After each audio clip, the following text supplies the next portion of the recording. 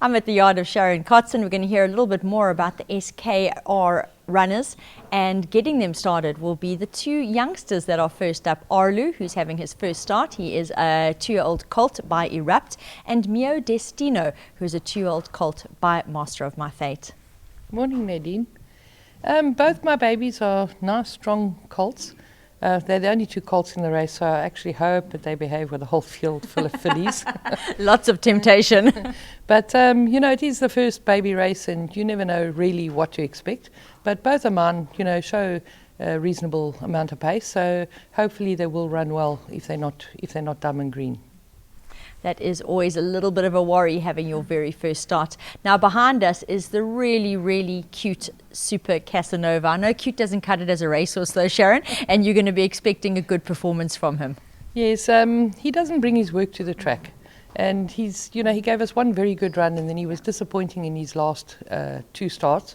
So if he just brings his work to the track, he's in with a shout. But unfortunately, you know, we won't know until the day. Yeah. Let's hope he can do exactly that. Now in race 3 we'll see Fire Festival. Nothing went away last time out, and unfortunately she over-raced out in the front of the field. And Sharon, whatever the case, you'll be hoping for better. Definitely expecting much better. She had to fade. I mean, the paces on that particular day were hectic. And she's such a light filly. For her to go right in front, cutting throats, it really wasn't ideal. She had to stop. So I think we can put a line through that run, and definitely expecting a much better run from her.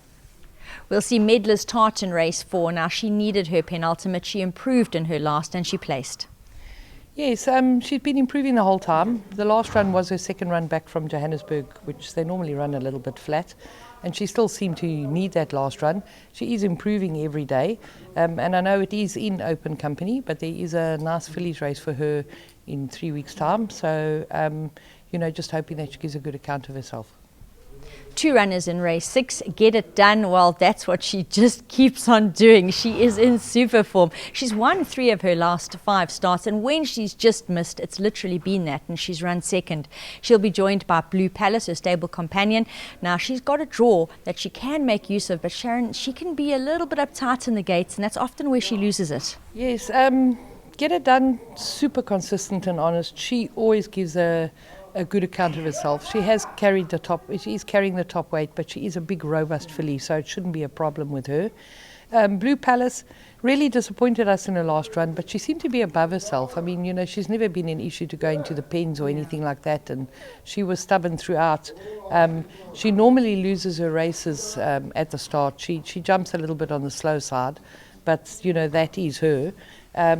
She has got the draw, and you know, much better is expected from her.